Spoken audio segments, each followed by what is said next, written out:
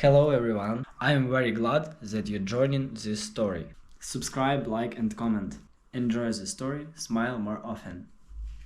I remember the moment everything fell apart like it happened yesterday. It was a Saturday morning, and I was sitting at my kitchen table, enjoying my usual routine: coffee, a quiet house, and a stack of mail. Most of it was junk: coupons, flyers, and the occasional bill. But then, I noticed a letter that didn't look familiar. It was from a collections agency. My first thought was that it had been sent to the wrong person. I opened it, fully expecting to see someone else's name inside. But there it was, in bold letters at the top of the page, my name. And right underneath it, a demand for payment on a loan I didn't recognize. I stared at the letter, trying to make sense of it. I hadn't applied for any loans recently, or ever, really. I had always been careful with my finances, building my credit score slowly but surely. This had to be a mistake. I dialed the number on the letter, still thinking it would be a simple misunderstanding. The collections agent who answered was polite, but all business. I gave them the account number listed on the letter and explained that there must have been an error.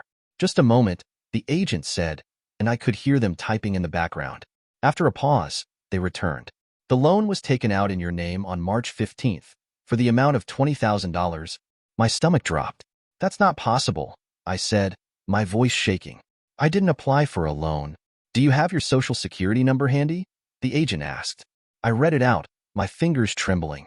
The agent confirmed it matched the account. But I didn't take out this loan, I repeated, panic creeping into my voice. There has to be some kind of mistake. I'm sorry, ma'am, the agent said gently, but the information on file matches yours exactly. This loan is under your name. For a moment, I couldn't speak. My mind was racing, trying to piece together how this could have happened. Identity theft was the first thought that crossed my mind. But as I hung up and stared at the letter, another possibility began to creep in, one I didn't want to believe. My brother, Alex. It wasn't a random thought. There had been little signs, hints that something wasn't right. Over the past year, Alex had mentioned being short on cash a few times. He'd borrowed money from me here and there, promising to pay me back but never following through. He'd even joked once about how much easier life would be if he had my credit score instead of his own. At the time, I'd laughed it off, thinking it was just Alex being Alex, irresponsible and a little too comfortable taking shortcuts. But now, that comment felt different. It felt like a clue. I decided to check my credit report, just to be sure. What I found left me reeling. There wasn't just one loan. There were three. One for $20,000, another for $15,000, and a third for $10,000. All taken out in my name over the past 6 months. The realization hit me like a freight train. This wasn't identity theft by a stranger. This was my own brother. I sat there, staring at the screen, my heart pounding. I didn't want to believe it. Alex was my brother. We weren't super close, but we were family. How could he do something like this? But the evidence was right in front of me. The dates lined up with times he'd mentioned needing money. And the final nail in the coffin? The contact number listed for one of the loans was his personal cell phone. I felt a mix of anger, betrayal, and disbelief. How could someone I trusted, a member of my own family, steal from me like this? There was no denying it now. My brother had ruined my credit, and I had no idea how to fix it. The moment I confirmed what Alex had done, I didn't waste any time. I grabbed my phone, found his number, and called him. My hands were shaking so much I nearly dropped the phone, but I didn't care. He needed to explain himself. He answered on the third ring, his voice casual and unbothered. Hey, what's up? I skipped the pleasantries. Alex, we need to talk. Right now. There was a pause, and then he chuckled nervously. Okay, about what? About the loans you took out in my name. My voice was steady, but I could feel the anger boiling just beneath the surface. He laughed again, but this time it sounded forced. What are you talking about? I didn't take out any loans. Don't lie to me, I snapped. I have the documents, Alex. Your name is listed as the contact on one of the accounts. Just admit it. There was silence on the other end of the line. For a moment, I thought he might hang up. But then he spoke, his tone defensive. Look, I don't know what you're talking about, he said, trying to sound innocent. This has to be some kind of mistake. I clenched my jaw, trying to keep my voice calm. It's not a mistake. I checked my credit report, Alex. 3 loans. One for $20,000, one for $15,000, and one for $10,000. All under my name. All with your contact info. Do you really want to keep lying to me? That was when he cracked. I heard him sigh heavily on the other end of the line. Okay, fine, he muttered. I did it. But I didn't think it would be a big deal. Not a big deal? I repeated, my voice rising. You've destroyed my credit, Alex. I can't even apply for a loan or get approved for a credit card without a cosigner now. How is that not a big deal? I needed the money, he said, as if that excused everything. It's not like you were using your credit anyway. I couldn't believe what I was hearing. Are you serious right now? I said, my anger finally spilling over. You used my name without asking, took out thousands of dollars in loans, and now you're acting like it's no big deal? What the hell is wrong with you? I was going to pay it back, he said defensively. I just needed some time. Things got tight, and I didn't have any other options. No other options? I shot back. You could have asked me for help. You could have told me you were struggling. Instead, you went behind my back and ruined my financial future. He sighed again, this time sounding irritated. Look, I said I'm sorry, okay? What more do you want from me? I want you to fix this, I said firmly. I don't care how hard it is or how long it takes. You need to make this right. I'll figure something out, he mumbled. Just don't make this a bigger deal than it needs to be. A bigger deal? I said, my voice shaking. Alex, this is a huge deal. Do you even understand how much damage you've done? But he didn't seem to get it. Or maybe he just didn't care. Either way, I ended the call, feeling more frustrated and betrayed than ever. After hanging up, I sat at the kitchen table, staring at the stack of documents in front of me. I'd hoped confronting Alex would give me some clarity, maybe even a path forward. But instead, it left me feeling even more lost. He didn't seem to understand or care about the gravity of what he'd done. And now, I was the one stuck dealing with the fallout. Part of me wanted to call him back, to keep arguing until he realized just how much he'd screwed up. But another part of me knew it wouldn't matter. Alex wasn't going to take responsibility, not unless I forced him to. The question was, how far was I willing to go to hold him accountable? In the weeks following my confrontation with Alex, the full extent of the damage he'd done began to sink in. At first, it was just the collections agency letters piling up in my mailbox, each one more aggressive than the last. Then came the emails, final notices, warnings of pending legal action, all directed at me for debts I hadn't even known existed. But it didn't stop there. I'd been planning to trade in my aging car for something newer and more reliable, so I decided to see what kind of loan terms I could get. I applied through my bank, confident that my history of on-time payments and responsible financial habits would give me a decent rate. Instead, I got an email 2 days later that made my stomach drop. We regret to inform you, it began, followed by a curt explanation that my credit score was too low to qualify for a loan.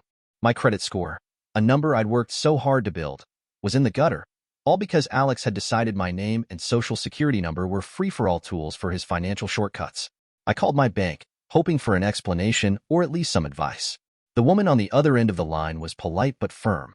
Your credit score has dropped significantly due to several unpaid loans, she explained.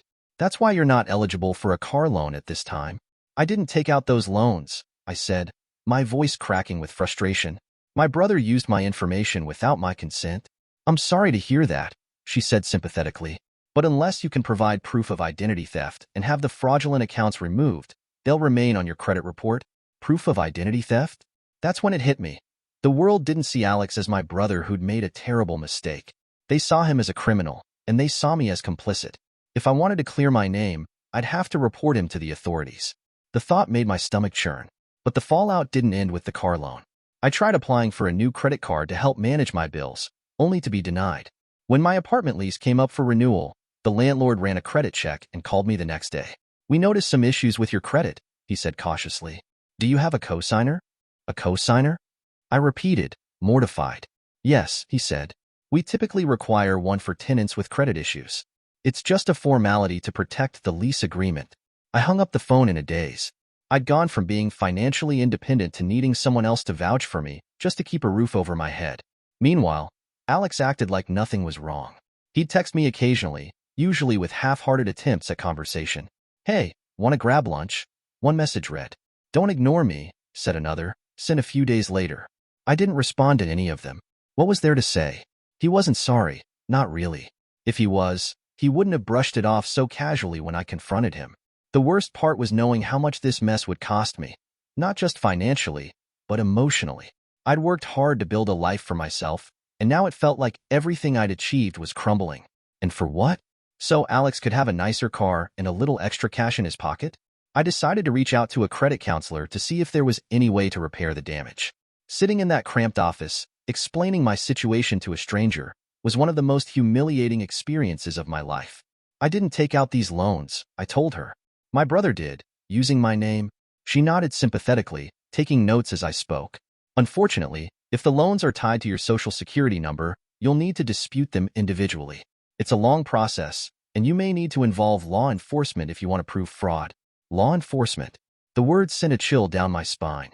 Reporting Alex felt like crossing a line I couldn't come back from. But what choice did I have? I left the office that day with a stack of paperwork and a sinking feeling in my chest.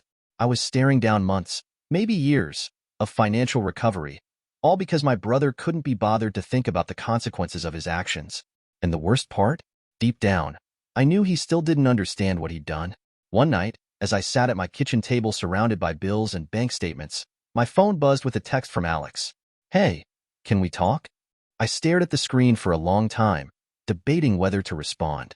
Finally, I typed back 2 words. "Fix this." He didn't reply. Telling my parents about what Alex had done wasn't an easy decision, but I felt like I had no choice. They needed to know the truth, and honestly, I needed their support. I had imagined 1,000 different ways the conversation might go.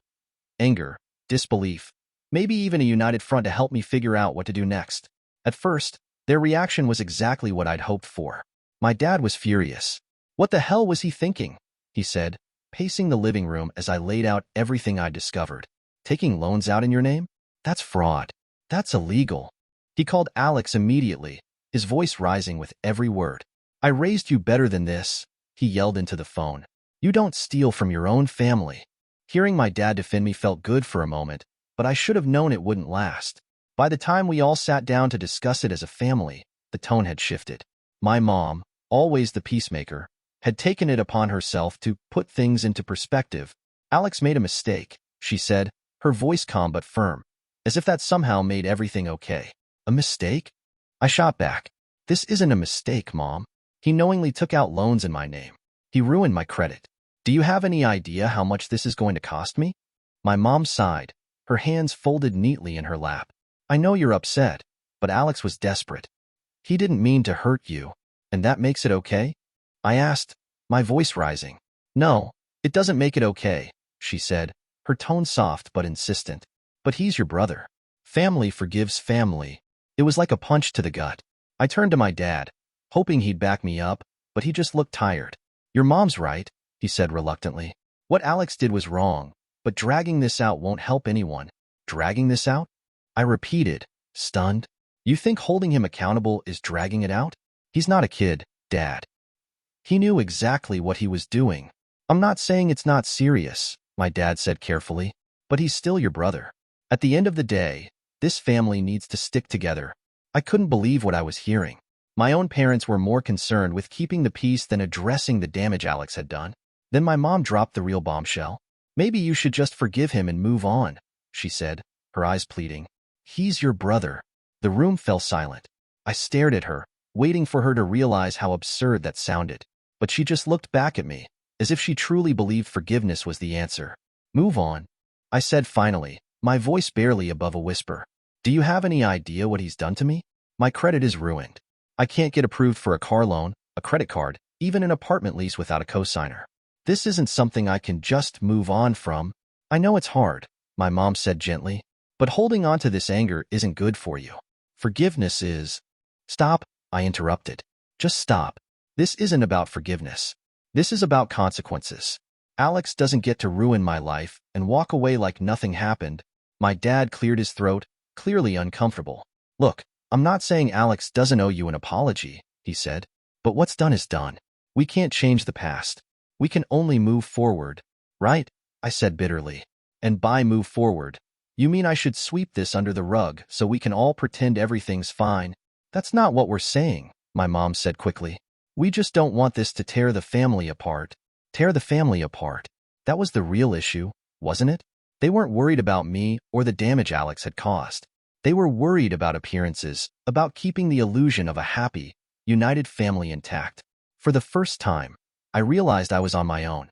As I left my parents' house that night, my phone buzzed with a text from Alex. "I heard you talk to Mom and Dad," it read. Thanks for throwing me under the bus. I stared at the message, my hands shaking with anger. Throwing him under the bus? He had ruined my credit, jeopardized my financial future, and somehow, in his mind, I was the bad guy? I didn't reply. That night, as I lay in bed, my mom's words echoed in my head. He's your brother. It wasn't enough. Not anymore. The phrase, forgive and move on, echoed in my head for days after that family meeting. It wasn't just frustrating. It was insulting. My parents didn't seem to understand, or didn't want to understand, how deeply Alex's actions had affected me. It's not just about money, I told my mom during one of her follow-up calls.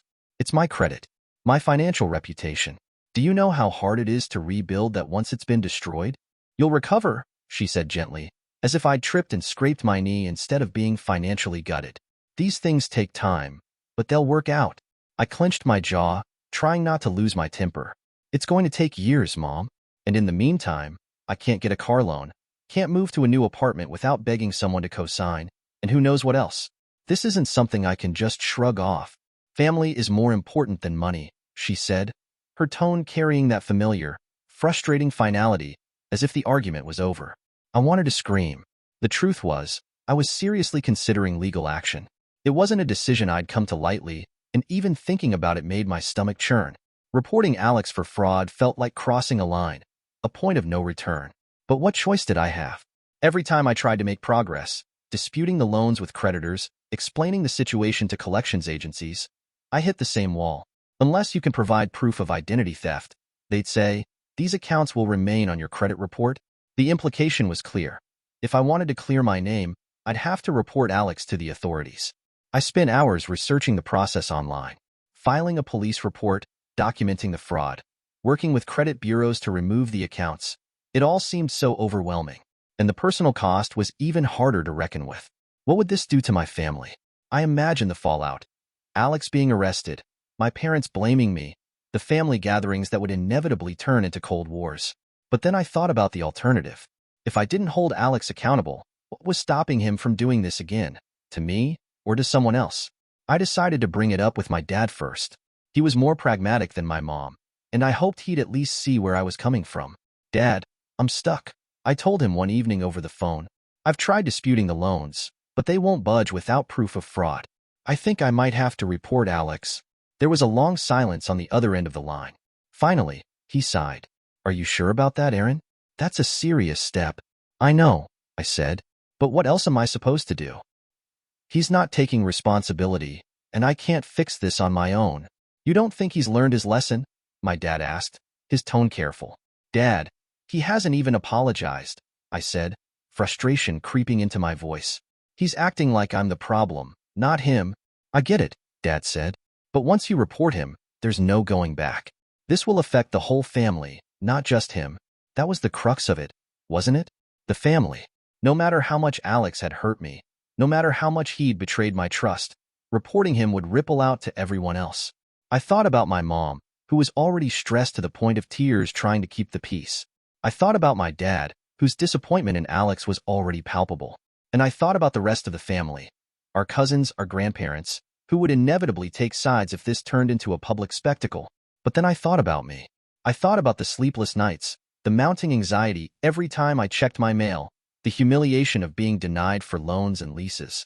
I thought about how hard I'd worked to build a stable, independent life, only to have it wrecked by someone who didn't even seem to care. I had to make a decision.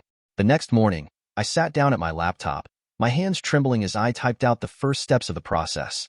Filing a police report felt like betraying my family, like betraying Alex, even though he was the one who'd betrayed me. I stopped halfway through the form, staring at the screen. My phone buzzed on the table, another message from Alex. We need to talk, it read. I ignored it. For the first time in weeks, I felt a strange sense of clarity. This wasn't just about Alex. It was about me, about standing up for myself and taking back control of my life. If my family couldn't understand that, then maybe the problem wasn't just Alex after all. Just when I thought I had reached my limit with Alex, he showed up at my door. I wasn't expecting him, and frankly, I wasn't in the mood to deal with him. The last thing I wanted was another confrontation that would end with me feeling more frustrated than before. But there he was, standing on my porch with a sheepish look on his face and a takeaway coffee cup in his hand, like we were about to have a casual catch-up. Can we talk? He asked, his tone uncharacteristically subdued. I crossed my arms, leaning against the door frame. What's there to talk about, Alex?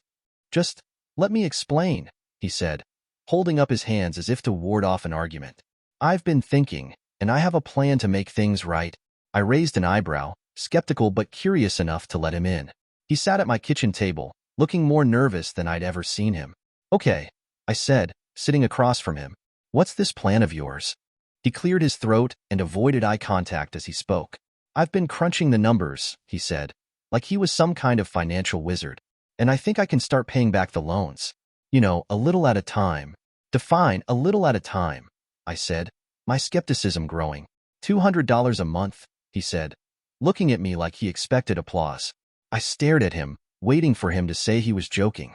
When it became clear he wasn't, I laughed, a bitter, humorless sound. $200? I said, Alex, do you have any idea how much you owe under my name? This isn't some library fine. We're talking tens of thousands of dollars. I know, he said, getting defensive. But it's a start, right? I'm trying. Trying? I repeated, my voice rising. Do you even realize how much damage you've done? $200 a month won't even cover the interest on these loans, let alone the principal. At that rate, I'll be in my 60s before this is paid off. Well, what do you want from me? He snapped. I don't have that kind of money lying around. I want you to take responsibility, I said, my frustration boiling over. I want you to own up to what you did and actually make an effort to fix it, instead of throwing me scraps and expecting me to be grateful. I am trying to fix it, he shot back. But you're acting like I can just wave a magic wand and make it all go away. That's not what I'm asking for, I said, my voice shaking. But this isn't a solution, Alex. This is you trying to buy your way out of trouble with as little effort as possible. He slumped back in his chair, running a hand through his hair. I don't know what else to do, okay? I messed up. I know that. But I'm trying to make it right, and all you're doing is shutting me down. All I'm doing? I said, incredulous. Alex, do you even hear yourself? You've ruined my credit, thrown my life into chaos, and made me feel like I can't trust my own family. And now you're acting like I'm the one being unreasonable? He didn't respond, just stared at the table like a scolded child. I took a deep breath, trying to calm myself down. Look, Alex, I said finally, if you're serious about making this right, you need to do more than throw a couple $100 at the problem. You need to actually take responsibility. For the loans, for the damage you've done, for all of it. What does that even mean? He asked, his voice low. It means talking to the lenders, working with the creditors, figuring out how to get these accounts out of my name and into yours, I said. It means doing the hard work instead of expecting me to clean up your mess. He sighed, rubbing his temples. That's complicated, he said, and expensive. Yeah, I said, my tone sharp. That's what happens when you commit fraud, Alex. It's not supposed to be easy. He looked at me then, his expression a mix of guilt and resentment. You really think I'm a terrible person, don't you? I think you made terrible choices, I said. And until you start taking real steps to fix this, I don't know how to see you any other way. His shoulders slumped, and for a moment, I thought he might actually get it. But then he stood up, grabbing his coffee cup and shaking his head. Fine, he said. I'll figure something out. He walked out without another word, leaving me sitting at the kitchen table, more exhausted than angry. That night, I couldn't stop replaying the conversation in my head. Part of me felt guilty. Maybe I was being too harsh. But the larger part of me knew I was right. Alex's solution wasn't about fixing the problem. It was about avoiding accountability, about doing the bare minimum and hoping I'd let him off the hook. I wasn't going to let that happen. Not this time. If Alex thought he could charm or guilt his way out of this, he was in for a rude awakening. This wasn't just about money anymore. It was about respect. And I wasn't going to let him take advantage of me again. Pushing Alex to take responsibility felt like the only way forward, but it came at a steep price. The more I insisted on accountability, the more cracks started to form in the family. At first, I thought my parents would support me, at least after the initial shock of what Alex had done wore off. But the longer this dragged on, the more it became clear that they just wanted the whole thing to go away. He apologized. My mom said one evening over the phone, her voice strained. What more do you want from him? An apology doesn't fix my credit score, I replied, my tone sharper than I intended. It doesn't erase the loans, the collections calls, or the fact that I can't even apply for a car loan without getting rejected. I know, she said, sighing heavily. But he's your brother. Family forgives family. There it was again. The same refrain she'd been repeating since this whole mess started. It was like a broken record, and every time I heard it, my frustration grew. Alex, for his part, leaned into the role of the victim. I said I'm sorry, he told me during one of our rare conversations. What more do you want from me? What I want, I said, my patience wearing thin, is for you to actually take responsibility. Saying sorry doesn't erase what you did. He rolled his eyes, like I was being unreasonable. I'm trying, okay? But you're acting like I ruined your entire life. You did ruin my life, Alex, I snapped. Do you have any idea what it feels like to have your financial freedom taken away? To know that you can't trust your own family? His response was a dismissive shrug. I said I'd pay you back. What else do you want? It was like talking to a brick wall. No matter how many times I explained the impact of his actions, he just didn't seem to get it. Or he didn't care. The tension seeped into every family gathering. At dinners, the air was thick with unspoken resentment. My mom would try to keep the peace, changing the subject whenever things got too heated, but it was clear whose side she was on. He's your brother, she kept saying, as if that alone was supposed to erase everything. Yeah, I'd reply, and I'm his sister. That didn't stop him from stealing from me. My dad, usually the voice of reason in the family, started withdrawing from the conflict entirely. I don't want to take sides, he said when I asked him what he thought. This whole thing is tearing us apart. You don't have to take sides, I told him. Just hold him accountable for what he did. But that wasn't what my parents wanted. They wanted peace, even if it meant sweeping everything under the rug. After one particularly tense dinner, I decided I couldn't do it anymore.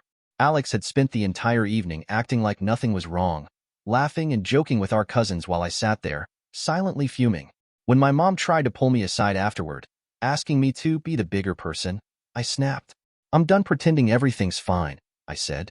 If you want to ignore what he did, that's your choice. But I'm not going to sit here and let him off the hook. From that point on, I started skipping family dinners altogether. It was easier than sitting across from Alex and pretending I didn't want to strangle him. Of course, my absence didn't go unnoticed. My mom called me a few days later, her tone dripping with guilt. You're breaking my heart, Aaron, she said. We're a family. We shouldn't let something like this tear us apart. Something like this? I repeated, incredulous. Mom, he committed fraud. He ruined my credit. This isn't some petty argument. I know, she said softly, but holding on to anger won't fix anything. It's not about anger, I said. It's about accountability. If he doesn't face the consequences of what he did, he'll just do it again. Maybe not to me, but to someone else. She didn't have a response to that. As the weeks went by, the divide between me and the rest of the family only grew wider. I started to wonder if things would ever go back to the way they were before. Alex still sent the occasional text, usually some variation of, "Can we talk?" Or, "Why are you making this such a big deal?" I stopped responding. Deep down, I knew I wasn't just fighting for my credit or my financial stability. I was fighting for my sense of self-worth. And if my family couldn't see that, then maybe they weren't worth fighting for anymore. It was a heartbreaking realization, but it was the only one that made sense. I knew the family tension had reached a breaking point when my dad called a meeting. He didn't phrase it like that, of course. "We need to have a family dinner," he said over the phone. "All of us. It's time to resolve this once and for all." Resolve it how? I asked, already suspicious. "Just come," he said, avoiding the question. When I arrived, it was clear this wasn't just dinner. My mom had gone out of her way to make the table look perfect. Candles, cloth napkins, the works. Alex was already there, sitting at the end of the table with an expression that could only be described as smug. I wanted to turn around and leave, but my dad gestured for me to sit down. "Let's get started," he said, his tone heavy. It didn't take long for the true purpose of the gathering to come out. My dad leaned forward, his hands clasped together like he was bracing himself for an argument. "This isn't good for anyone," he said, his voice steady but tired. "We need to put this behind us." "Put it behind us?" I repeated, already feeling the anger rising. "How, exactly, do you suggest we do that?" "Alex has learned his lesson," he said, glancing at my brother. "Haven't you, Alex?" Alex nodded, though he didn't look remotely remorseful. "Yeah, I get it. I screwed up." "Screwed up?" I said, my voice sharp. "You didn't just screw up, Alex. You committed fraud. You ruined my credit. And now you're sitting there acting like it's no big deal because you learned your lesson." My dad held up a hand, trying to calm me down. Aaron, we're not saying what Alex did was okay, but dragging this out isn't helping anyone. Sometimes, you have to make sacrifices for family. The words hit me like a slap. I looked at him, stunned. Sacrifices? You're asking me to live with the consequences of his actions for the rest of my life. That's not a sacrifice. That's a punishment. It's not a punishment. My mom chimed in, her tone pleading. It's about moving forward. We can't change the past, but we can choose to forgive. I laughed bitterly. Forgive? Sure. But what about the loans? The credit score? The collections agencies? Are they going to forgive me because I decided to move forward? Aaron, please, my mom said, her voice shaking. This isn't just about the money. It's about the family. We're falling apart. I glanced at Alex, who hadn't said much during the conversation. Do you have anything to say? I asked him. He shrugged, leaning back in his chair. I already said I'm sorry. What else do you want from me? That was it. That was all I needed to hear. I stood up, pushing my chair back with more force than I intended. I'll tell you what I want, Alex. I want you to take responsibility. I want you to actually fix this instead of expecting me to clean up your mess. But clearly, that's too much to ask. Aaron, sit down, my dad said, his voice firm. No, I said, my hands trembling with anger. I'm not going to sit here and let you guilt me into pretending everything's fine. It's not fine. And it won't be fine until Alex faces the consequences of what he did. You're being stubborn, my dad said, his frustration finally showing. This family needs to heal, and you're the one standing in the way. I stared at him, unable to believe what I was hearing. I'm standing in the way? Are you serious right now? Alex is the one who caused this, and somehow I'm the problem because I won't sweep it under the rug. Nobody's saying you're the problem, my mom said quickly. We just want you to consider the bigger picture. I am considering the bigger picture, I said, my voice shaking. And the bigger picture is that Alex doesn't care. He doesn't care about what he did, and he doesn't care about fixing it. All he cares about is making this go away so he doesn't have to deal with it anymore. Alex finally spoke up, his tone defensive. That's not true. I told you I'd pay it back. $200 a month? I said, glaring at him. You'd have to live to be 150 to pay it back at that rate. It's not enough, Alex. It's never going to be enough. The room fell silent, the weight of my words hanging in the air. My parents looked at each other, their expressions filled with a mix of guilt and frustration. Alex just looked annoyed. I took a deep breath, trying to steady myself. I'm not going to let this go, I said firmly. Not until Alex actually takes responsibility for what he did. If that means tearing this family apart, then so be it. But I'm done being the one who's expected to sacrifice everything for the sake of peace. With that, I grabbed my coat and walked out, ignoring my mom's tearful plea to come back. For the first time, I felt a strange sense of clarity. I wasn't the one tearing the family apart. Alex was. And if my parents couldn't see that, then maybe they weren't worth fighting for anymore. After that disastrous family meeting, I came to a painful realization. My parents weren't going to hold Alex accountable. No matter how much they claimed to understand my frustration, their actions, or lack of them, spoke volumes. To them, keeping the family intact mattered more than justice, more than fairness, more than me. It hurt, deeply, but I knew I couldn't keep waiting for them to take my side or force Alex to make things right. If I wanted any hope of repairing the damage he'd done, I'd have to do it on my own. The first thing I did was call a credit counselor. It was a humbling experience, explaining how my brother had tanked my financial future while my family turned a blind eye. But the counselor didn't judge me. She listened, asked questions, and started outlining the steps I'd need to take to fix the mess. The process was grueling. I had to gather every piece of documentation I could find, loan statements, collections notices, copies of my credit report, and start reaching out to lenders individually. Each call was an uphill battle, explaining over and over again that I hadn't taken out these loans, that they were the result of fraud. Some lenders were sympathetic. Others weren't. Do you have a police report? One agent asked, her tone clipped. No, I haven't filed one yet, I admitted, feeling a lump form in my throat. Without a police report, we can't consider this fraud, she said flatly. The loans will remain in your name. Filing a police report felt like an impossible step. It wasn't just the thought of turning Alex in. It was the ripple effect it would have on my family. But every time I hit a wall like that, the idea seemed a little less avoidable. Meanwhile, Alex acted like nothing had changed. He'd moved on with his life, as if the financial wreckage he'd left behind wasn't his problem. I heard through the grapevine that he'd bought himself a new gaming console, complete with all the accessories. He was also still driving the car he'd used some of the loan money to buy, a shiny new SUV that I couldn't even look at without seething. Every time I saw him, or heard about him, it felt like salt in the wound. He wasn't just ignoring the damage he'd done. He was thriving, living his life with zero consequences while I spent hours every week trying to fix what he'd broken. It wasn't fair. One night, after yet another frustrating call with a lender, I found myself staring at the police report form I'd downloaded weeks earlier. I'd been avoiding it, hoping I could find another way to resolve things. But it was becoming increasingly clear that without that report, I'd never be able to clear my name. I sat there for what felt like hours, my finger hovering over the keyboard. The words blurred together as I thought about what filing the report would mean. It wouldn't just be a step toward fixing my credit. It would be a declaration to my family that I was done playing along with their forgive and forget narrative. I knew what the fallout would be. My parents would be devastated. My mom would cry. My dad would go quiet, and the fragile threads holding the family together would snap. But what was the alternative?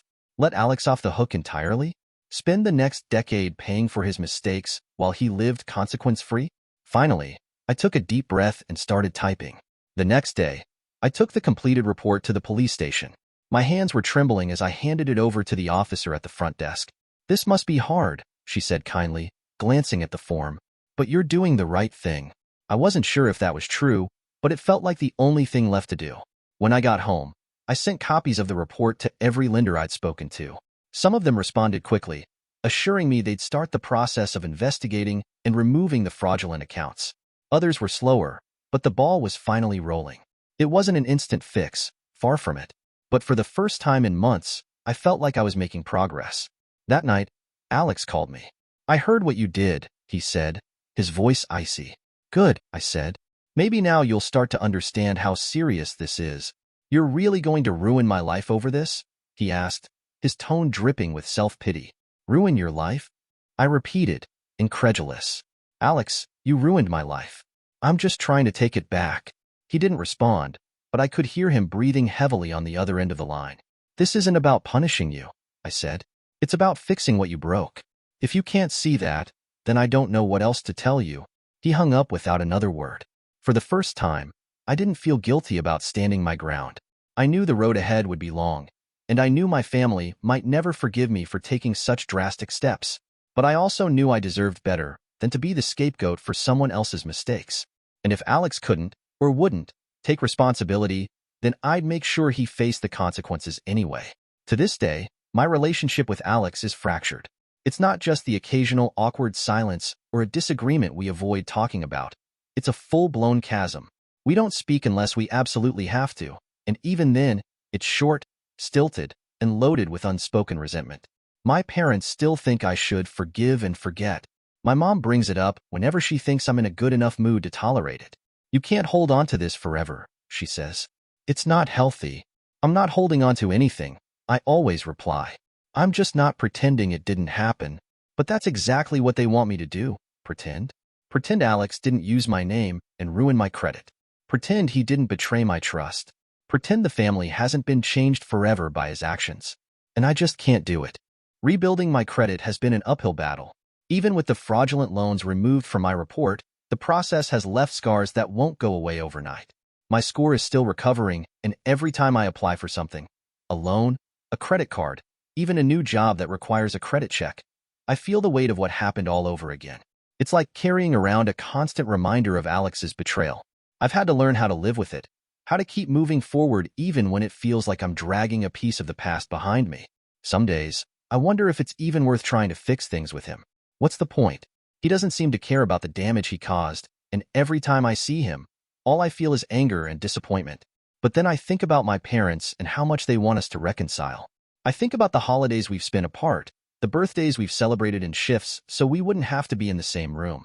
I don't want this to be the rest of our lives. But I don't know how to forgive someone who isn't sorry. If I've learned anything from all of this, it's that forgiveness doesn't mean letting someone off the hook. Forgiveness is about finding peace for yourself, about letting go of the anger and resentment so it doesn't consume you. I'm trying to get there. Slowly.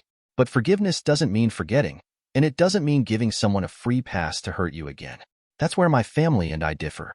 To them, Forgiveness means pretending everything is okay, sweeping the past under the rug and moving on as if nothing happened. But I can't do that. I won't do that. One thing is clear. I'll never let anyone take advantage of me like that again. Not even family. It's a hard lesson to learn, and an even harder one to live with. But I've come out of this stronger, more sure of myself, and more determined to protect what I've built. Alex may never understand the gravity of what he did, and my family may never fully accept the way I've chosen to handle it. But I know I did the right thing, for myself, for my future, and for my sense of self-worth. This isn't the ending I wanted. It's not even an ending, really. It's just where things are for now. And maybe that's okay.